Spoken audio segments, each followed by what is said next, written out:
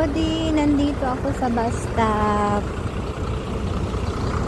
Doon ako sasakay sa X3 papuntang Bodea. Ayun, nandoon na yung driver, mga Lodi.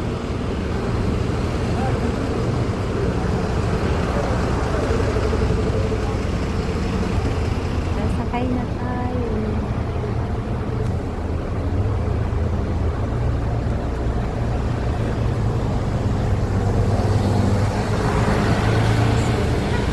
Pupunta ako doon sa aking friend.